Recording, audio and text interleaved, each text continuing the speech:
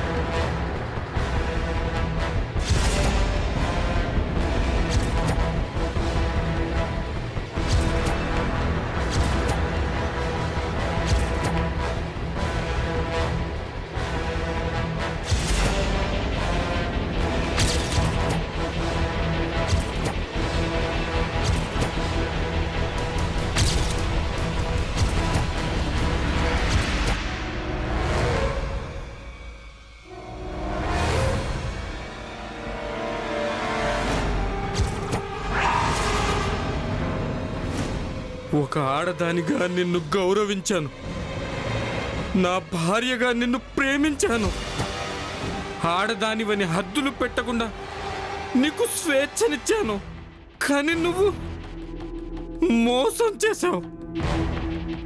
నలుగురిలో నన్ను ముఖం ఎత్తుకోకుండా చేశావు.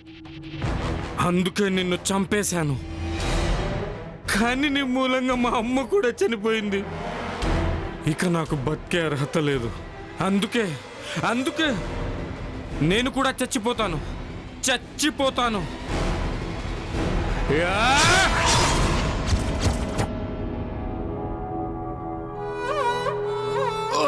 సంజయ్, ఫ్రెండ్షిప్ అనే మాటకి మచ్చ తెచ్చావు కదరా. నన్ను మోసం చేసావు కదరా. అందుకే నిన్ను వదిలిపెట్టడం లేదురా.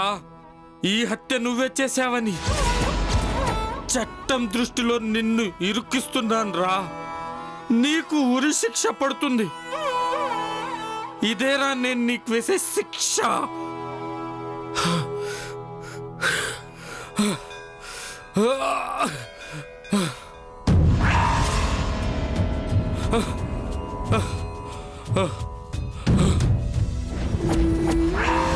అమ్మా, నన్ను క్షమించమ్మా. ఏదో ఆవేశంలో నిన్ను పొడిచాను తప్ప నిన్ను కావాలని చంపలేదమ్మా. నన్ను క్షమించమ్మా, క్షమించు.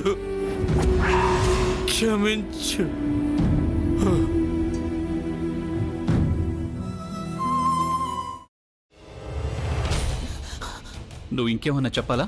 ఇంకేమన్నా అబద్ధం చెప్పాలనుకుంటే చెప్పేయి. నేను చూడాలనుకుంటున్నాను నన్ను మోసం చేయడానికి నువ్వు ఎంత నీచానికి దిగజారగలవు అని. ఎందుకు ఆలియా, ఎందుకు నువ్వు ఇలా చేసావు? నీకు తెలుసు కదా, నానమ్మ తర్వాత నీ ఒక్కదానిని కదా నేను పూర్తిగా నమ్మేది. ఏమన్నావు నువ్వు? ఈ మధ్య అన్నిటినీ మర్చిపోతున్నావా? అది చాలు. వాటిలో ఉన్న శక్తి విషయాన్ని గ్రహించి మనకు వివరిస్తాయి.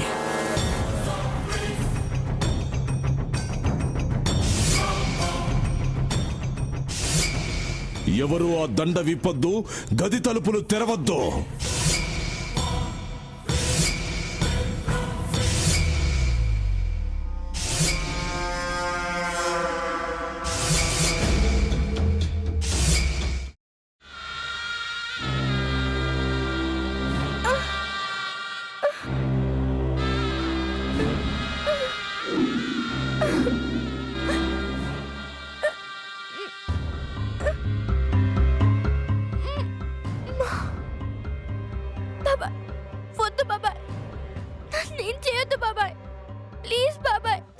నీకు నిజం తెలిసినప్పుడే నా ఆలోచనలో నువ్వు చచ్చిపోయావు. అబ్బా ప్లీజ్ కొంచెం తినండి ప్లీజ్. భీమారావు గారు మీరా? ఇగో మీరా కాదు సక్కుబాయ్. అవును, మీ పనామే లేచిపోయిందని చెప్పి కంప్లైంట్ ఇచ్చినావు కదా. రేయ్, ఆయన కంప్లైంట్ ఇచ్చింది లేచిపోయిందని కాదు, కనిపించడం లేదు అని. అచ్చా, అట్లానా? సరే మేడం. ఇడియట్. ఆ వంట మనిషి పేరేంటన్నారు? రత్తాలు మేడం. ఏం పెద్ద మంచి, నీ వంట మంచిని కూడా మేడం అని పిలుస్తావా? రేయ్ హాఫ్ బ్రెయిన్,